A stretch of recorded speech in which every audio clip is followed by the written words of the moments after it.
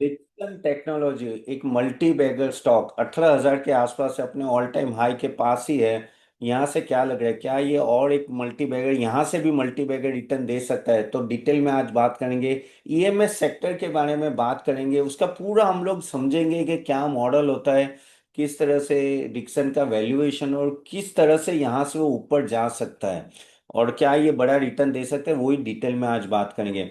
आगे जाने से पहले गाइस अगेन एक डिस्क्लेमर, मैं एक सेबी रजिस्टर्ड रिसर्च एनालिस्ट हूँ, आप लोगों को पता ही है, और यहाँ जो भी बातें की जाएगी सिर्फ नॉलेज के लिए, यहाँ कोई रिकमेंडेशन नहीं है। और हमारा अगर आपको पैकेज देना है देखना है गाइस, तो www.ca-tapan.in में जाके देख सकते हैं, जहाँ पूरा पोर्टफोलियो का आपको किस तरह से स्ट्रक्चर करना है पूरा पैकेज है वहाँ। और प्लस गाइस आपके लिए एक स्पेशल वीडियो मैंने यहाँ रखा हुआ है, आप कमेंट बॉक्स में देखना। 1 आवर का वीडियो है जो आपको पूरा स्टॉक पिकिंग एक्सरसाइज दिखाएंगे, तो आराम से अगर 1 घंटा मिलता है तो वो जरूर वीडियो देख लेना। मैं लिंक कमेंट बॉक्स में जरूर डाल दूंगा। ठीक है, चलिए बात करते हैं डिक्सन टेक्नोलॉजी। डिक्सन टेक्नोलॉजी देखिए, ईएमएस सेक्टर यानी इलेक्ट्रॉनिक मैन्युफैक्चरिंग सर्विस, ये जो सेक्टर है ना, वो भारी डिमांड में है। China+1 पॉलिसी की हम लोग काफी बात करते हैं, और कहते हैं ना कि यहाँ इस सब मोबाइल फोन्स, जैसे एप्पल ने जिस तरह से अपना पूरा मैन्युफैक्चरिंग यहाँ ट्रांसफर किया है, most of the Apple phones अभी यहाँ ही बनते हैं। तो उसी तरह से काफ़ी और भी फोन्स हो या टीवीज हो, रेफ्रिजरेटर्स हो, तो लेकिन बहुत सारे फॉरेन ब्रांड्स यहाँ ही बने, इसके लिए ईएमएस सेक्टर है, और इसमें डिक्सन नंबर 1 है। लेकिन इसमें आपको एक मॉडल समझना चाहिए, आपको पहले स्टॉक के बारे में जानने से, आज देखो पूरा फंडामेंटली बात करेंगे, मैं ट्राई करूंगा जितना इजीली आपको समझा पाऊँ वो समझेंगे, क्योंकि ये समझना बहुत जरूरी है। अगर देखे, मैं आपको एक काम करता हूँ, स्क्रीन शेयर करता हूँ तो आपको ज़्यादा पता चलेगा। तो अगर हम लोग ये डिक्सन टेक्नोलॉजी की बात करें, तो अगर आप देखें तो इसका पीएनएल देखते हैं, तो आप देखिए कि एक चीज़ आपको नोटिस करनी है कि अगर आप पीएनएल की बात करें, तो इसका जो मटेरियल कॉस्ट और ऑपरेटिंग प्रॉफिट है ना, सिर्फ 4% है। आप देखा, तो अगर आप देखो तो मटेरियल कॉस्ट 93% यहाँ दिख रहा है। क्यों? क्योंकि ईएमएस सेक्टर है क्या, ईएमएस सेक्टर यानी आप समझो कि जो कंपनी है ना, खुद के आर एंड डी करके एक प्रोडक्ट बनाती है, फिर वो उसको मास प्रोडक्शन नहीं करना होता है, तो वो क्या करते हैं, डिक्सन जैसी कंपनीज को वो पूरा ऑर्डर एग्जीक्यूट करने के लिए दे देती है। जैसे सीडीएमओ सेक्टर होता है, सीडीएमओ भी क्या होता है जो फार्मा में होता है, कि जैसे रैन बक्सी हो या सन फार्मा सिप्ला, वो अपनी खुद की दवा या आर एंड डी से बनाती है, फिर एक बार उन्होंने बना दिया, फिर वो लॉरस लैब हो या वैसे सब कंपनीज को कहते हैं कि आप पूरा एग्जीक्यूट करो ऑर्डर, तो वो पूरा फिर वो बैचेस में वो प्रोडक्ट बनते हैं। वैसे यहाँ भी एक बार सैमसंग ने डिसाइड कर लिया ओके ये टीवी होगा, और फिर बाद में वो डिक्सन को कॉन्टेक्ट किया, और डिक्सन एक पूरी अपनी पैनल लगाता है, असेंबली लाइन लगाता है, और पूरा ये मैन्युफैक्चरिंग करता है, पूरे बैचेस में बल्क मैन्युफैक्चरिंग करता है। तो ये इसे ईएमएस कहते हैं। तो अगर आप देखो तो प्रोडक्ट और टेक्नोलॉजी सब कुछ ये कंपनी दी। जैसे अगर हम लोग इसकी बात करें डिक्सन, तो वो सैमसंग हो, बोट हो, BO8 की बोट, करेक्ट, और या तो फिर आप एक्समोनी हो, या काफ़ी सारे मोबाइल फोन्स का भी वो कर रहे हैं। तो अगर आप देखो तो उनका जो कॉस्ट होता है ना, वो 93% होता है। क्यों? क्योंकि मटेरियल कॉस्ट ही है, और एम्प्लॉय कॉस्ट 1%, तो आपका ऑपरेटिंग मार्जिन सिर्फ 4% है, और ये जो नेट प्रॉफिट होता है ना, नेट प्रॉफिट अराउंड 2% के आसपास ही होता है। तो बहुत ही कम मार्जिन का है, लेकिन बल्क में होता है। अब जब बल्क में होता है इसलिए आपका प्रॉफिट बड़ा आता है। आप समझो कि आपका पूरा, यानी आप तो सिर्फ असेंबली लाइन हो ना, यानी पूरा फैक्ट्री सेटअप वो करते हैं, और बड़े बड़े कॉन्ट्रैक्ट्स मिलते हैं, सैमसंग से हो या बोट से हो, और पूरा एग्जीक्यूट करते हैं। ऑफ कोर्स कैसे करना है वो सब तो आप बोलोगे क्या ये लंबे कॉन्ट्रैक्ट होते हैं? हाँ, 2 3 4 4 साल, फिर वो रिन्यूअल होते हैं, मोस्टली तो रिन्यूअल हो ही जाते हैं, क्योंकि कोई भी कंपनी चाहती नहीं है बार बार अपना कहते हैं ना कि वेंडर को चेंज करे। तो उसके वजह से अगर आप देख रहे हो तो ये बहुत ही लो मार्जिन बिजनेस है, लेकिन बल्क में होता है, बड़ा ऑर्डर मिलता है, इसलिए आप देख पाओगे कि इसमें प्रॉफिटेबिलिटी भी अच्छी होती है। आप अगर देखोगे कि किस तरह से ये कंपनी अगर ग्रो कर रही है 3 साल में भी, अगर मैं दिखाऊं आपको, just minute I just show it to you.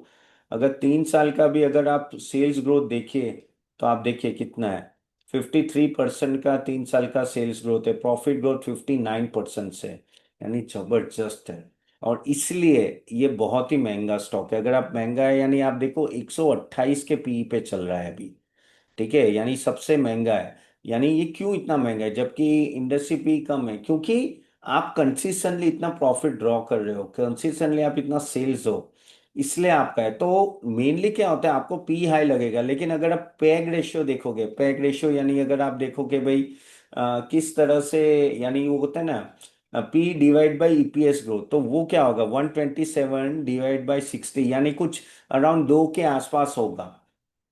उस तरह से इतना महंगा नहीं है। करेक्ट, तो महंगा तो है, दो भी ज्यादा ही है, लेकिन कह रहा हूं कि क्योंकि ये ग्रोथ रेगुलरली कर रहा है इसलिए इसका हाई पी रेशियो रहता है, इसलिए ये स्टॉक नीचे नहीं आना है। जब तक ये इस तरह का ग्रोथ करता रहेगा इसको कोई प्रॉब्लम नहीं आएगी। वही चीज आपको ध्यान में, अगर आप इवन रिटर्न की बात करो तो देखो ये 3 साल का रिटर्न कितना है, 59% है। 5 साल का 55% है। आप देख रहे हो किस तरह से सीएजीआर रिटर्न है, आप समझ रहे हो कि किस तरह से बेहतरीन रिटर्न, 1 साल का भी 28% है। Okay, the reason is simple. एक सिंपल मैथ से आप समझ लो कि जैसे जैसे आपका ग्रोथ होगा, प्रॉफिटेबिलिटी ग्रोथ होगा, उस तरह से आपका पी प्रीमियम भी बढ़ेगा। तो आप बोलोगे कि तपन एफएमसीजी में तो सिर्फ 5-10% का प्रॉफिट ग्रोथ है, लेकिन उसका पी क्यों 60 होता है? क्योंकि वहां कंसिस्टेंसी है। देखो, वहां क्या आ रहा है कि रेगुलर कैश फ्लो है, उसमें कैपिटल कैपेक्स नहीं चाहिए और पूरा डिविडेंड अच्छा मिलता है। तो वहां क्या है कि क्योंकि कंसिस्टेंटली प्रॉफिट कर रहे हैं इसलिए वो 55-60 का पी है। अगर आप स्टील कंपनीज देखोगे तो वो 5 और 7 के पी पे चल रहे हैं। मैं आपको वैल्यूएशन पॉइंट ऑफ व्यू से समझा रहा हूँ कि क्यों डिक्सन इतना हाई पी पे चल रहा है।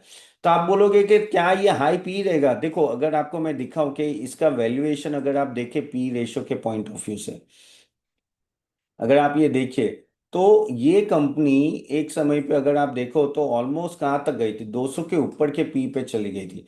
ईपीएस बढ़ रहा है, स्लोली एंड ग्रेजुअली बढ़ रहा है, और अभी थोड़ा नीचे आके अभी वो 127 के आसपास यहाँ पी पे। करेक्ट, तो पी ये हमेशा हाई ही रहा है ये कंपनी का।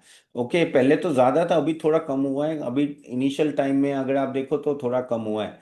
लेकिन अगर आप सेल्स और मार्जिन भी देखे तो सेल्स और मार्जिन अगर आप देखो तो कम ही है ना। देखो, नेट प्रॉफिट मार्जिन मैंने जैसे 2% बोला था ना, आप देखो 2.18% है। आप देखिए कि किस तरह से मार्जिन थोड़ा कम रहा है।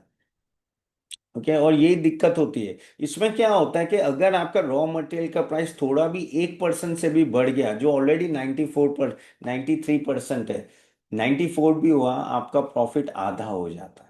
वो रिस्क होता है डिक्सन टेक्नोलॉजी जैसी कंपनी। लेकिन इनको क्या होता है, पीएलआई स्कीम मिलती है और बहुत कुछ मिलता है, जिसके वजह से ना इसमें प्रॉफिटेबिलिटी थोड़ी मेंटेन होती है। हम इसके बारे में भी और डिटेल में बात करेंगे। गाइस, आपके पास डिक्शन है कि नहीं है तो कमेंट बॉक्स में जरूर डालें। होप आपको वैल्यू मिल रहा है। ओके, तो आप इस तरह से देखो।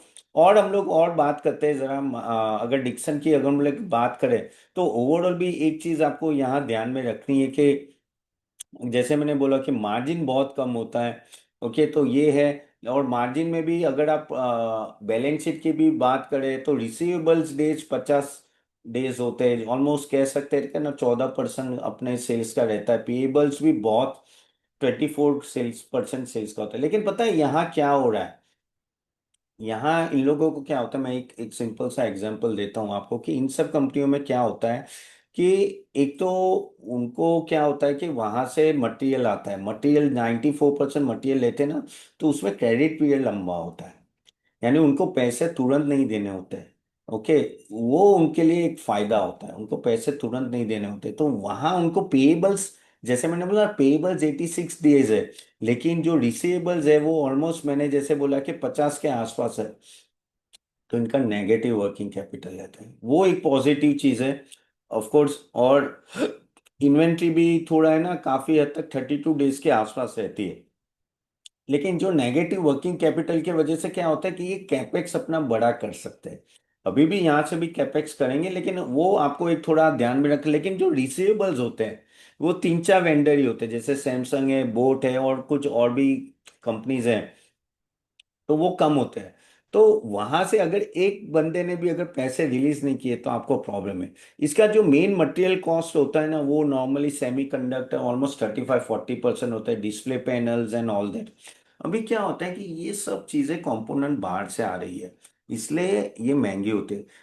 ये लोग क्या ना बैकवर्ड इंटीग्रेशन नहीं करते, यानी ये सब मटेरियल खुद नहीं बनाते। अगर वो मटेरियल जो बात चल रही है कि ये लोग आगे जाके पैनल्स और एलसीडी और वो सब बनाने वाले हैं, कैमरास बनाने वाले हैं, तो वहां मार्जिन बढ़ सकता है। तो वो 2% का 3% भी हो सकता है अगर ये सब मटेरियल वो खुद बनाने लगे। लेकिन वो आगे बातें चल रही है, अभी कितना होगा वो देखना पड़ेगा। बट लेकिन हाँ, at the end of the day margin कम है, तो ये चीज आपको ध्यान में रखना पड़ेगा। ऑफ कोर्स कैपेक्स हैवी है तो वो चीज है, लेकिन इसमें एक जो सबसे बड़ी बात बेनिफिट जो है इनके लिए, वो है पीएलआई स्कीम। पीएलआई में यानी क्या होता है कि प्रोडक्ट लिंक इंसेंटिव स्कीम जो होती है ना गवर्नमेंट की, उसमें क्या होता है कि एक लेवल के ऊपर अगर आप प्रोडक्शन करते हो ना, तो गवर्नमेंट आपको सब्सिडी देती है। अब सब्सिडी जैसे फॉर एग्जांपल वो बोलते हैं कि भाई आप समझ लो कि आप 1000 का प्रोडक्शन कर रहे हो, वो बोलते हैं कि अगर आप 1200 का प्रोडक्शन करोगे, उसके ऊपर जो भी आएगा ना, हर 100 पे हम लोग 4 रुपीज आपको देंगे। तो वो 4 रुपीज फिर क्या करते हैं, 2 रुपीज ये लोग रखते हैं, 2 रुपीज वो जो मेन कंपनी ना जिससे वो कॉन्ट्रैक्ट मिले, जैसे सैमसंग या बोट को, उनको ट्रांसफर करते हैं। उससे क्या है, दोनों खुश होते हैं। यानी हम भी खुश और वो भी खुश, तो उससे वो नो रिलेशनशिप मेंटेन करते हैं, और वो eight the end of the day margin में ऐड होता है। लेकिन पीएलआई स्कीम का भी एक चीज समझो कि तुरंत मार्जिन में, तुरंत वो कैश नहीं आती। अगर जैसे आपको क्या करना पड़ता है कि ईयर के एंड में ऑडिट होता है, फिर वो ऑडिटर साइन करता है, फिर वो चीजें आप गवर्नमेंट को पूरे डॉक्यूमेंट के साथ देते हो, फिर गवर्नमेंट के ऑडिटर्स आके चेक करते हैं कि सही में आपने इतना प्रोडक्शन किया है, और बाद में आपका जो भी होगा ना उसके बेस पे आपको कैश में, यानी आप कह सकते हैं 1.5 साल तक वो आपका पैसा वापस नहीं आता गवर्नमेंट से। तो वो बैलेंस शीट में ना एक्रूअल बेसिस पे वो लोग बुक कर लेते हैं, लेकिन वो सर्टेनिटी होती है कि हाँ भाई पैसे आने वाले, तो उसमें वो टेंशन नहीं होती है। अगेन इनके साथ जो ब्रांड्स के कॉन्ट्रैक्ट होते हैं ना, लंबे होते हैं, लेकिन एक ही जो बड़ी रिस्क होती है कि अगर ब्रांड ने कॉन्ट्रैक्ट रिन्यू नहीं किया तो पंगा है, तो फिर कैपेक्स का करना क्या है, वो एक बड़ा इशू हो जाता है। तो वो है, अगर हम लोग देखें। लेकिन इन सब के क्या है कि क्योंकि ईएमएस इंडिया में जस्ट है, चालू हुआ है, अगर आप बात करें ना, तो हम लोग सिर्फ 3% है वर्ल्ड का पूरा जो ऐसे मैन्युफैक्चरिंग करे। चाइना इज ऑलमोस्ट 30 to 40%, यानी बहुत लंबा स्कोप है। तो इनका ग्रोथ बहुत हाई होता है। अगर हम लोग बात करें कि स्मार्टफोन्स में जो डिक्सन ने ऑलमोस्ट 28 मिलियन यूनिट्स बनाए थे, वो आगे जाके 48 मिलियन का वो बोल रहे हैं। ओके, इवन ऑलमोस्ट 27 में 60-65 मिलियन, यानी आप देखो 40-50% का ग्रोथ है। इवन काफी जीवीज है, कैमरा, फिर डिस्प्ले, लैपटॉप्स, इन सब में asus है, एचपी है, लिनोवा, इन सब के भी असेंबली करने वाले। प्लस बैकवर्ड इंटीग्रेशन से वो बात कर रहे हैं। बैकवर्ड इंटीग्रेशन से मैंने बोला ना, कुछ कुछ चीजें यहाँ बना के वो 1.2 या 1.3% से मार्जिन बढ़ा भी सकते हैं। तो ये एक बड़ी पॉजिटिव है। ऑफ कोर्स देखो, ओवरऑल मैनेजमेंट तो अच्छा ही है, और पीएलआई स्कीम, China+1 पॉलिसी, और सबसे बड़ी बात है इसमें आरओसी बहुत हाई होता है, ऑलमोस्ट 30 to 40%। और नो काफ़ी जो नए नए प्रोडक्ट्स होते हैं उसमें इनका एग्जीक्यूशन भी अच्छा है, इसलिए आप अगर आप देखोगे ना तो ये हमेशा प्रीमियम में रहता है। अगर मार्केट कैप भी देखो तो काफ़ी हाई है, उसमें कोई डाउट नहीं है। लेकिन जैसे मैंने बोला ना कि वैल्यूएशन में क्या मेन चीज़ें देखा जाता है, मैंने क्या बोला आपको, पी रेशो आप बोलोगे 120 से हाई है, लेकिन आगे जैसे नेक्स्ट साल में अगर आप 50% से ग्रोथ करते हो, उसके बाद भी अगर आप 40-50% से ग्रोथ करते हो, तो ये 127 का पी, अगर आप नेक्स्ट 2 साल के लिए देखोगे, फाइनेंशियल ईयर 27 के ईपीएस पे देखोगे, तो ये कम होके आपका 55 to 60 पी आ जाता है। इसके वजह से ये कंपनी आपको सस्ती लगती है।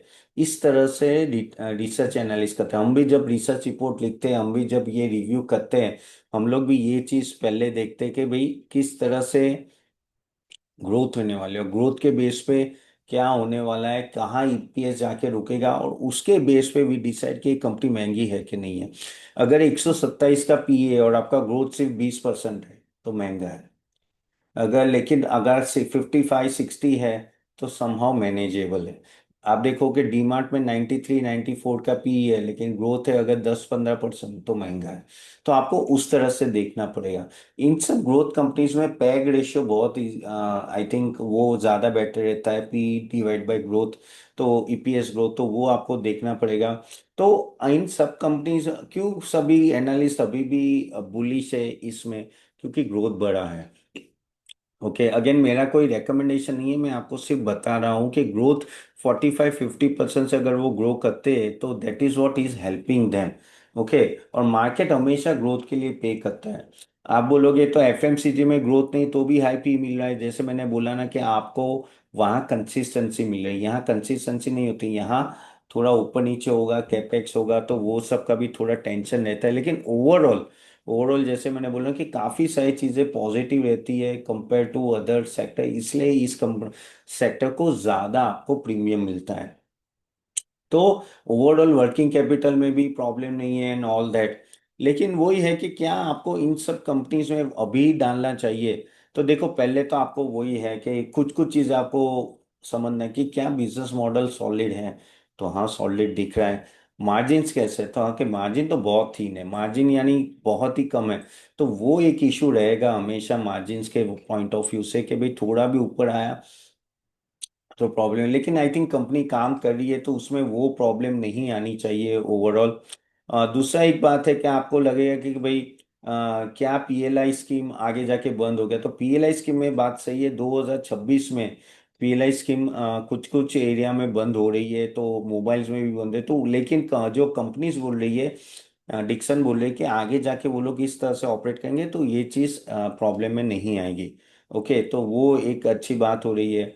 अगेन बात करें तो ग्रोथ कहाँ से आएगा? ग्रोथ आएगा इन सब बड़े बड़े वेंडर्स, वेंडर्स नहीं लेकिन ये जो बड़ी बड़ी मैन्यू कंपनीज है ना, सैमसंग हो या बोट हो, जो अपना पूरा मैन्युफैक्चरिंग किसी और को देना चाहते हैं, उसके सैमसंग के हम लोग अकेले नहीं है, लेकिन इंडिया में नंबर अगर देखो तो डिक्सन नंबर 1 है। लेकिन क्या होता है कि इतनी बड़ी बड़ी फैक्ट्री सेटअप करना भी इन लोगों के लिए बस की बात नहीं है। प्लस गवर्नमेंट क्या कहती है कि आप अगर हमारी कंपनी से कराओगे, जैसे डिक्सन है, तो हम आपको सब्सिडी देंगे, पीएलआई स्कीम देंगे बेसिकली। तो उसके वजह से क्या होता है, इनके लिए भी सस्ता हो जाता है, प्लस इतने बड़े बड़े प्लांट डालने नहीं पड़ते। तो वो भी है। तो वैल्यूएशन हाई है, लेकिन वो आपको जज करना है कि किस लेवल पे एंटर करना है। करेक्ट, तो this is what you have to understand here.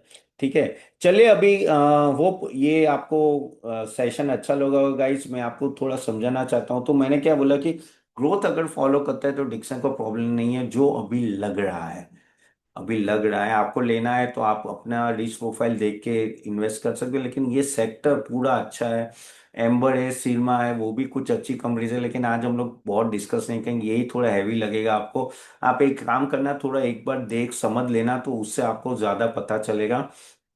Income EMI scheme काफी हद तक आगे जाके ग्रोथ अच्छी दे सकती है। चलिए, आपके कोई क्वेश्चन है तो जरूर क्वेश्चन बॉक्स में डालिए, मैं आपके कुछ क्वेश्चन जो पुराने थे वो जरा मैं ले लेता हूँ। ठीक है, और जैसे मैंने बोला गाइस, मैंने एक लिंक दी है कमेंट बॉक्स में, पूरा 1 घंटे का वीडियो है जहाँ मैंने पूरा स्टॉक पिकिंग स्टाइल समझाई है, जहाँ जाके जरूर देखना वो। ओके, तो चले श्री बासु का क्वेश्चन है, sir for your guidance how to invest, it is always a but suggestion individual investor you analyze in stock holding suitable advising wholesale। हाँ, तो वो मैं बोलता ही हूँ सुधीर जी, जैसे मैंने अभी आपको बोला कि ईएमएस में ये स्टॉक आपको क्या क्या चीजें देखनी है, बाई सेल क्या देखना है, वो सब कुछ मैंने आपको बताया है। तो होपफुली आप ये वीडियो अच्छा लगा होगा आपने। Then Inder sir, hello sir, how are you? All good. CAG बोले, can you make a video on holding company like Maharashtra scooter Bajaj holding? I am thinking to invest. देखो, होल्डिंग कंपनी में सीए घनश्याम मैं ना बोलूंगा, क्योंकि क्या होता है कि डिस्काउंट होता है होल्डिंग कंपनी में, और उसके वजह से नॉर्मली होल्डिंग कंपनी इतनी भागती नहीं है, आपको सस्ती बहुत लगेगी, लेकिन होल्डिंग कंपनी का हमेशा डिस्काउंट होगा। सो मेरे हिसाब से तो ना ही होगा, तो भी ट्राई करते हैं एक आध दिन में, शायद मैं इस पे वीडियो बना दूं।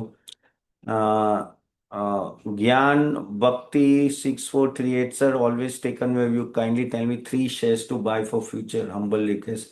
वेल, ज्ञान भक्ति, आप हमारा पैकेज देख सकते हैं www.catappan.in में, जहाँ हमने पूरा portfolio builder, equity, mutual fund, bonds, ETF, IPO का पूरा पैकेज रखा हुआ है। मार्केट में ऐसा पैकेज अवेलेबल नहीं है इस प्राइस में। ओके, तो आप जरूर जाके देखिए, 25,000 है, लेकिन believe me, no, this is one of the best service you will ever get with the research reports, entry, exit, everything. आप जरूर जाके देखिए, it will be very very helpful to you. चलेगा, इस यहाँ तक रखते हैं। सो आई थिंक आपके कोई क्वेश्चन है तो जरूर डालेगा। So I see you soon next time, and thank you very much for joining. Okay, see you, bye bye.